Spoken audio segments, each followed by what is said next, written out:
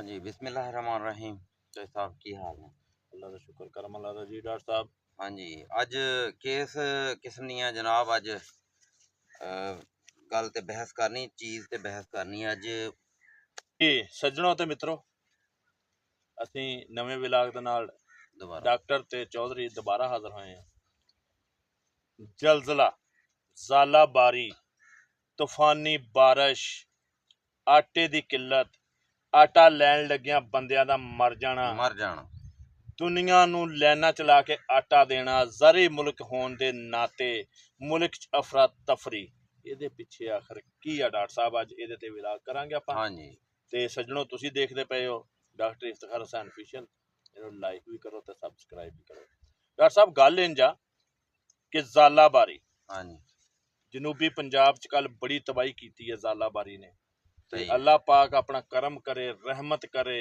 हाँ जी, ਟਿੱਬਾ ਸੁਲਤਾਨ, ਮੈਲਸੀ, ਮਰੋਟ, ਯਾਨੀ ਇਧਰ रोड ਚੌਕ पक्का। ਮੁੰਡਾ, ਕਰੋੜ ਪੱਕਾ, ਯਾਨੀ ਬੇਇੰਤਹਾ ਤਬਾਹੀ ਕੀਤੀ ਇੱਥੇ। सर मैं सवेरे मैं ਤੁਹਾਡੀ ਗੱਲ ਟੋਕਦਾ, ਸਵੇਰੇ ਮੈਂ ਦੇਖੀ ਵੀਡੀਓ, ਸ਼ਾਇਦ ਤੁਸੀਂ ਸੈਂਡ ਕੀਤੀ ਸੀ, ਤੇ ਉਹਦੇ ਵਿੱਚ ਜਿਸ ਤਰ੍ਹਾਂ ਬਰਫਾਨੀ ਇਲਾਕਿਆਂ ਵਿੱਚ ਬਰਫ਼ ਨਹੀਂ ਪਈ ਹੁੰਦੀ ਰੋਡਾਂ ਉੱਤੇ, ਐਵੇਂ ਉੱਥੇ ਐਡੇ ਐਡੇ ਰੋੜੇ ਪਏ ਤੇ ਸਨ ਬਰਫ਼ ਸਾਨੂੰ ਦੇ। ਕਿਦੋਂ ਯਾਦ ਆਉਣਾ ਡਾਕਟਰ ਸਾਹਿਬ, ਅੱਲਾਹ ਪਾਕ ਸਾਡੇ ਨਾਲ ਨਾਰਾਜ਼ ਆ। ਬਹੁਤ ਜ਼ਿਆਦਾ ਨਾਰਾਜ਼ ਕਿਉਂ ਆ? ਕਿ ਅੱਲਾਹ ਦੀ ਮਖਲੂਕ ਨੂੰ ਅੱਲਾਹ ਪਾਕ ਨੇ ਦੱਸਿਆ ਹੋਇਆ, ਅੱਲਾਹ ਪਾਕ ਦੀ ਤਰਫੋਂ ਹੁਕਮ ਆ ਮੇਰੇ ਸੋਹਣੇ ਰੱਬ ਦੇ, ਕਿ ਭੁੱਖਿਆਂ ਨਹੀਂ ਤੂੰ ਸੌਂਦਾ, ਤੈਨੂੰ ਲਾਜ਼ਮੀ ਰਿਜ਼ਕ ਜਿਹੜਾ ਉਹ ਲੱਭੇਗਾ। ਤੇ ਬਿਲਕੁਲ। ਅਸੀਂ ਉਸ ਆਟੇ ਵਾਸਤੇ ਲਾਈਨਾਂ ਚਲਾ ਕੇ ਨਾ, ਤੇ ਉੱਥੇ ਜਿਹੜਾ ਮਰ ਜਾਂਦਾ ਉਹਨੂੰ ਖੁਦਕਸ਼ੀ ਤੇ ਨਹੀਂ, ਉਹਨੂੰ ਆਟਾ ਕਸ਼ੀ ਕਵਾਂਗੇ। ਹਾਂਜੀ, ਆਟਾ ਗਰਦੀ ਹੋ ਰਹੀ ਆ।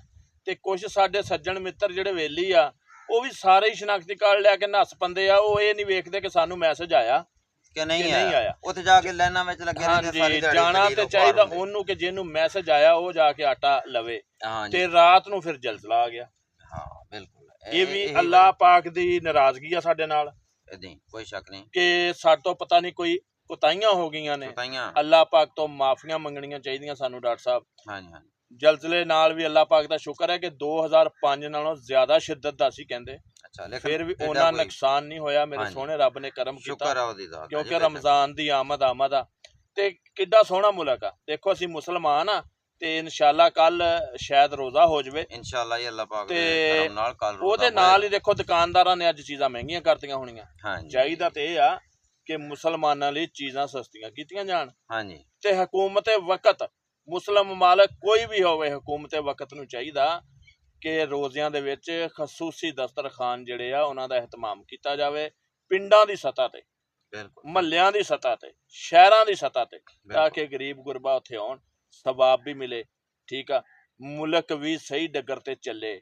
ਤੇ ਇਹਦੇ ਤੋਂ ਅਸੀਂ ਦੂਰ ਹੁੰਨੇ ਜਾਂਦੇ ਆ। ਸਿਰਫ ਅਸੀਂ ਆਪਣੇ ਆਪ ਨੂੰ ਡਾਕਟਰ ਸਾਹਿਬ ਦੇਖਦੇ ਜਾਂਦੇ ਆ। ਬਿਲਕੁਲ ਬਿਲਕੁਲ। ਪਿੰਡਾਂ 'ਚ ਹਜੇ ਫੇਰ ਵੀ ਤੁਸੀਂ ਵੇਖਿਆ ਕਿ ਖੈਰ ਖਰੈਤ ਤੇ ਇੱਕ ਦੂਜੇ ਦਾ ਬੜਾ ਅਹਿਸਾਸ ਹੁੰਦਾ।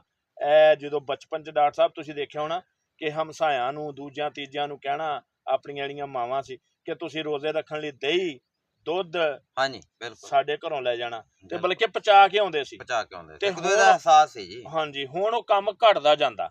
ਹੁਣ ਉਹ ਕੰਮ ਮੁੱਕ ਗਿਆ ਕਿ ਘਟਦਾ ਕੀ ਹੁਣ ਜਾਂਦਾ। ਤੇ ਰੋਜ਼ੇ ਖਿਲਾਉਣ ਦੀ ਵੀ ਲੋਕਾਂ ਕੋਲ ਸਕਤ ਨਹੀਂ ਰਹੀ, ਪੈਸਾ ਹੈ ਨਹੀਂ ਡਾਕਟਰ ਸਾਹਿਬ। ਪੈਸਾ ਹੈ ਨਹੀਂ ਕੋਈ ਸ਼ੱਕ। ਤੇ ਅੱਲਾਹ ਪਾਕ ਅੱਗੇ ਦੁਆ ਆ ਕਿ ਜਿਹੜੀ ਕਣਕ ਦੀ ਫਸਲ ਆਈ ਖੜੀ ਆ ਨਾ, ਅੱਲਾਹ ਪਾਕ ਇਹਨੂੰ ਸਹੀ ਸਲਾਮਤ ਜ਼ਿਮੀਦਾਰ ਦੇ ਘਰ ਪਹੁੰਚਾਵੇ। ਜ਼ਿਮੀਦਾਰ ਦੇ ਘਰ ਜਾਏਗੀ, ਗਰੀਬ ਗੁਰਬਾ ਤੱਕ ਜਾਏਗੀ। ਇਹਦੇ ਨਾਲ ਬੜੇ ਲੋਕ ਜਿਹੜੇ ਨੇ, ਬੜੇ ਲੋਕ ਨੇ ਜਿਹੜੇ ਮੁਨਸਲਿਕ ਨੇ, ਉਹਨਾਂ ਨੂੰ ਬੜਾ ਹੀ ਰੋਜ਼ਗਾਰ ਉਹਨਾਂ ਸਾਰਿਆਂ ਦਾ ਮੁਨਸਲਿਕ ਆ।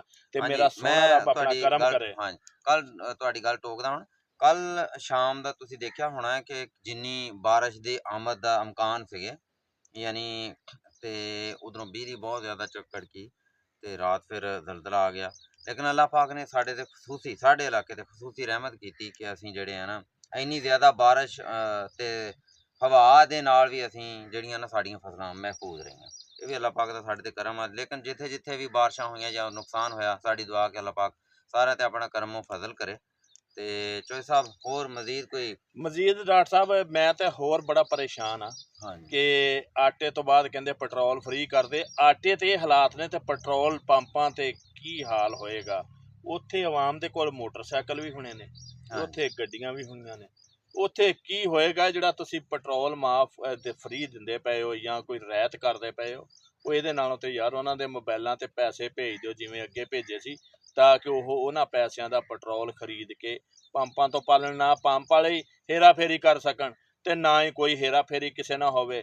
ਲੋਕ ਵਿਚਾਰੇ ਸਵੇਰ ਨੂੰ ਆਪਣੀ ਦਿਹਾੜੀ ਤੇ ਨਹੀਂ ਜਾਂਦੇ, ਉਹ ਆਟੇ ਪਿੱਛੇ ਟੁਰ ਪੈਂਦੇ ਨੇ, ਕਿਉਂਕਿ ਆਟਾ ਹੈ ਨਹੀਂ, ਆਟੇ ਦੀ ਆਟਾ ਕਿੱਲਤ ਹੈ ਆ। ਏਦਾਂ ਹੀ। ਦੇਖੋ ਨਾ ਡਾਕਟਰ ਸਾਹਿਬ, ਉਧਰੋਂ ਤੇ ਆਟਾ ਜਿਹੜਾ ਮੁਫਤ ਦੇਣਾ ਸ਼ੁਰੂ ਕਰਤਾ, ਉਧਰੋਂ 10 ਕਿਲੋ ਵਾਲਾ ਆਟਾ ਡਬਲ ਕੀਮਤ ਚ ਕਰਤਾ, ਡਬਲ ਕੀਮਤ ਕਰਤਾ, ਯਾਨੀ ਇੱਕ ਬੰਨਿਓ ਦੇਣੇ ਆ ਤੇ ਦੋ ਬੰਨਿਓ ਕੱਢ ਲੈਣੇ ਦੂਏ ਆ ਬੰਨਿਓ ਕੱਢ ਲੈਣਾ। ਸਰ ਰਗੜੇ ਚ ਗਰੀਬ ਆ। ਹਾਂਜੀ, ਮੈਂ ਤੁਹਾਡੀ ਗੱਲ ਟੋਕਦਾ, ਇਹ ਦੱਸੋ ਕਿ ਜਿਹੜਾ ਆਟਾ ਆਵਾਮ ਨੂੰ ਇਸ ਟਾਈਮ ਮਿਲ ਰਿਹਾ ਉਹ ਮਿਆਰੀ ਵੀ ਆ ਜਾਂ ਉਹ ਉਹਦੇ ਵਿੱਚ ਕੋਈ ਮਿਲਾਵਟ ਡਾਕਟਰ ਹੈ? ਸਾਹਿਬ ਇਹਦੇ ਬਾਰੇ ਚ ਨਾ ਤੇ ਆਪਾਂ ਆਟਾ ਲਿਆਂਦਾ, ਨਾ ਹਜੇ ਕਿਸੇ ਨੂੰ ਮਿਲਿਆ। ਉਹ ਮਿਆਰੀ ਹੋਵੇ ਨਾ ਹੋਵੇ, ਲੇਕਿਨ ਹਰ ਆਵਾਮ ਬੰਦਾ ਨੇ ਖਾਣਾ। ਚਾਹੁੰਦਾ ਕਿ ਸਾਨੂੰ ਆਟਾ ਮਿਲ ਮਿਲ ਜਾਵੇ। ਜਾਵੇ। ਆਟਾ ਜਿਵੇਂ ਦਾ ਵੀ ਤੁਸੀਂ ਵੇਖਿਆ ਨਹੀਂ ਟੀਵੀ ਤੇ, ਉਹ ਕਿਤੇ ਕੋਈ ਮਾਈ ਫੌਤ ਹੋ ਗਈ, ਕਿਤੇ ਕੋਈ ਬੰਦਾ ਫੌਤ ਹੋ ਗਿਆ, ਜਿਹਦੇ ਫੌਤ ਹੋ ਗਿਆ ਉਹਨੇ ਆਟਾ ਕੀ ਕਰਨਾ। ਉਸ ਘਰ ਚ ਤੇ ਇੱਕ ਹਰਾਮ ਮਚ ਗਿਆ, ਕਿਤੇ ਇੰਤਜ਼ਾਮੀਆਂ ਤੋਂ ਕਾਬੂ ਨਹੀਂ ਆਉਂਦੇ, ਡੰਡੇ ਪੈ ਰਹੇ ਨੇ, ਏਦਾਂ ਹੀ। ਹਾਲਾਤ ਜਿਹੜੇ ਨੇ ਨਾ ਉਹ ਬੜੇ ਖਰਾਬ ਨੇ। ਤੇ ਅੱਲਾਹ ਪਾਕ ਅੱਗੇ ਦੁਆ ਕਰੋ ਸੱਜਣੋ ਤੇ ਮਿੱਤਰੋ, ਅੱਲਾਹ ਪਾਕ ਆਪਣਾ ਖਾਸ ਕਰਮ ਕਰੇ।